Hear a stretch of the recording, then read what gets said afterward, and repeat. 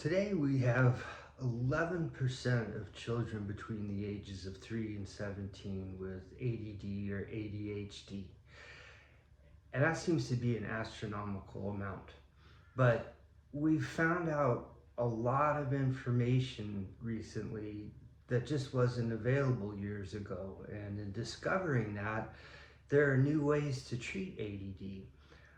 My name is Scott. My practice is my brain mechanic, and I deal in what's called functional neurology, the gut and the gut-brain axis. So a traditional Western medical doctor, when it comes to ADD, is gonna prescribe Ritalin or some type of drug that is an amphetamine, a form of speed. And the reason they do that is to release dopamine, dopaminergic. It releases dopamine. Why is that so important with people with ADD and ADHD? Well, there are two things that we know now. One is that children are not producing enough dopamine or don't have enough dopamine. And the second is their brains. So if you look at the structure of a brain of a child with ADD or ADHD, their prefrontal cortex and their corpus callosum, which is kind of what connects the two centers of the brain, the hemispheres, the basal ganglia and the cerebellum, can all be not just underactive, but could be smaller in size, and especially in the prefrontal cortex. And that's the area of the brain where you make rational decisions. Your attention and your focus, dopamine plays a huge role in that in the prefrontal cortex. So they give a drug that releases dopamine and it seems to work.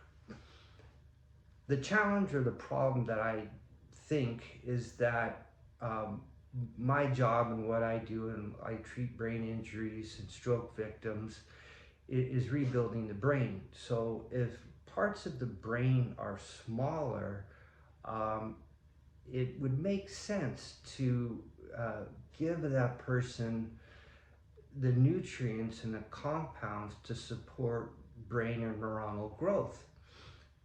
60% of our brain is fat and 75% of it's DHA. And DHA plays a phenomenal role in developing and nurturing neuronal growth.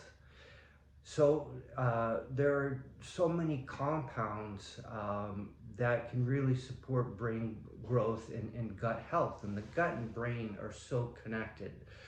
So if you have dysbiosis in the gut, you're gonna not produce the feel-good chemicals like dopamine. In fact, 50% of dopamine is produced in the gut. And I just called it the feel-good chemical. So yes, it's involved in decision-making and attention and rational behavior, but dopamine is the feel-good chemical, and that's why drug addicts are looking for mass dopamine hits. So crystal meth, which is an amphetamine, it's like Ritalin. They're both amphetamines. They are different, and one is much stronger, but they're both amphetamines that produce a huge amount of dopamine release.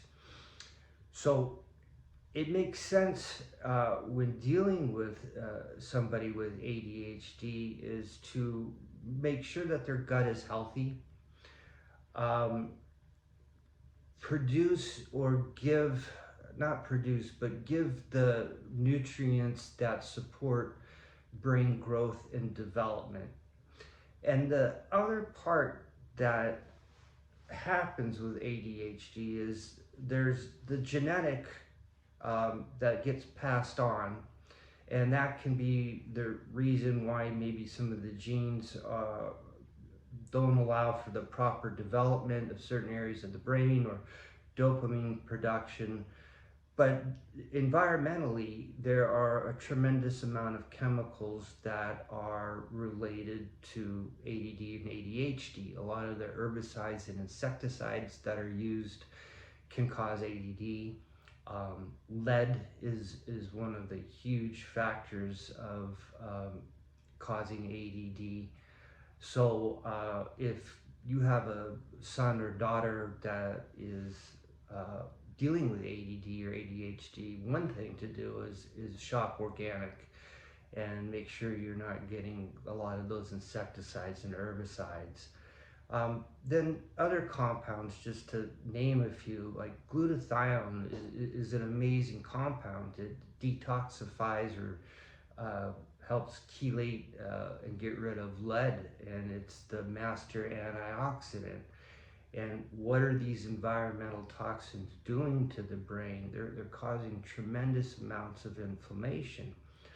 And the brain is the most susceptible to oxidative stress, to being inflamed. And when the brain gets inflamed, the brain has its own immune system, and that immune system can go from being anti-inflammatory and nurturing and developing neurons to pro-inflammatory and very destructive. So there are so many things that can be done to reduce the neuroinflammation, to look at iron levels. Low iron levels can cause ADHD. So just an iron supplement alone could be the cause. But in most cases, it seems to be, the environmental factors in genetic. So instead of giving a drug that's going to release a lot of dopamine, I think it's much better that you get the gut and the brain as healthy as possible so that they mature and develop, and that the body is producing dopamine on its own. And when the gut is healthy and it produces, as I said, 50% of dopamine, that's a significant amount right there. And then you get the brain to where you reduce the inflammation, and you get nutrients like DHA and glutathione and other nutrients. And then you can see the prefrontal cortex start to grow again. You can see the cerebellum start to develop and get better. I mean, I see it with brain injuries. So of course it's going to happen with children that have some underdeveloped parts of their brain. My name is Scott. My company is My Brain Mechanic. I've got 30 years in functional medicine, and the last 8 years have been functional neurology and really studying the gut-brain axis. And there's just so much that functional medicine can do for ADD, ADHD, and I think it's a better way to go. I do free consults. If you look on my YouTube every Thursday from 1 to 5, there's a link to my website. You can get a free consult with me, and I can go over what's going on with your child. I mean, with 11% of kids having this, it makes me think and feel that I know they say it's primarily genetic and then environmental, but our environment has become so toxic, and I think that's a huge reason for why there are many more ADD cases. And functional medicine can develop the brain and give the nutrients to make the brain as healthy as possible and the gut as healthy as possible, and to produce those feel-good chemicals like dopamine, norepinephrine, GABA. And then you're going to have a more normal functioning child, and one that's not susceptible to possible addiction to amphetamines later on, and possible brain damage from long-term use of amphetamines. So functional medicine can do so much with ADD and ADHD now that we really understand some of the underlying causes. Thanks for your time.